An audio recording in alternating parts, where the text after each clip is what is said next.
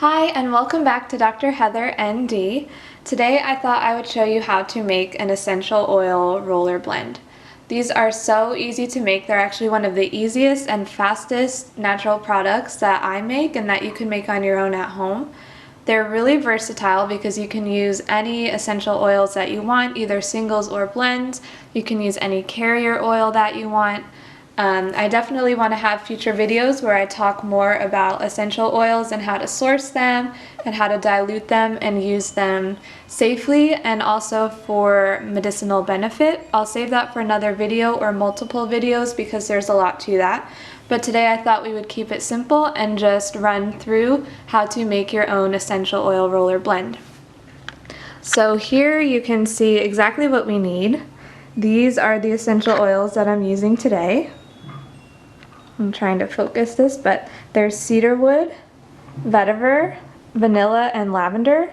So these are grounding, calming scents that go really well in this blend. This is actually a blend that I've made for friends and family. I call it Cool Calm Collected. This is the label that I have for it. And it really is calming and collects you, and just the compilation of these scents is really grounding and soothing. And then for my carrier oil, for my roller blends, I use sweet almond oil.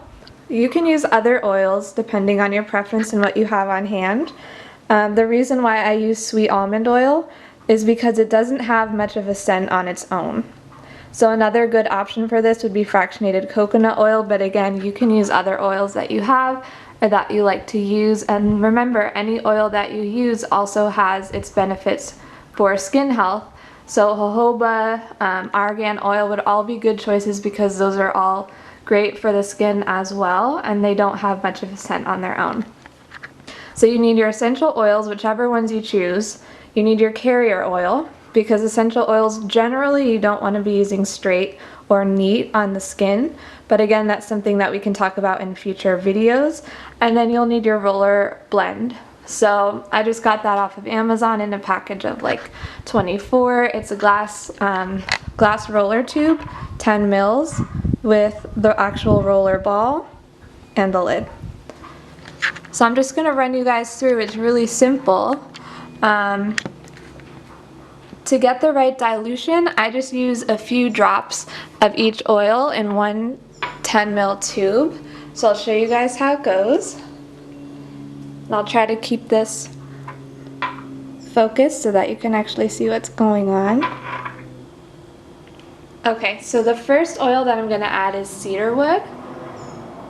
I just add a few drops, and for all of my blends I add different oils, and it's totally up to you which ones you'd like to use, how much you'd like to use. Just keep in mind the dilution ratio that you want. This is another cedarwood that I'm using now. I don't usually combine multiple of the same essential oil, but these two cedarwoods, if I can focus those, they're actually two different plants. So one is juniper and one is a cedrus genus. So I like the combination of both those scents. Then I'm going to add some lavender.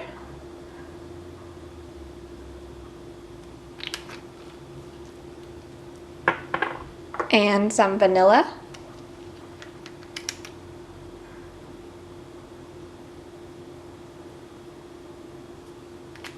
And then the last one is vetiver. Vetiver I love. It's a little bit hard to work with when you're trying to add it to a blend. I can't get it quite to focus. There we go. Because it's so goopy. So I've actually taken the top dropper part out, and in order to add the vetiver, I just let a little bit roll in.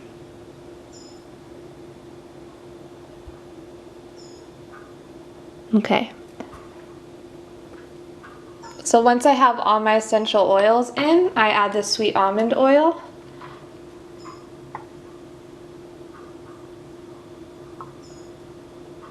But again, whatever carrier oil you want to add is totally fine. You could even use a blend of carrier oils if you have different things on hand or you want different benefits from the different oils.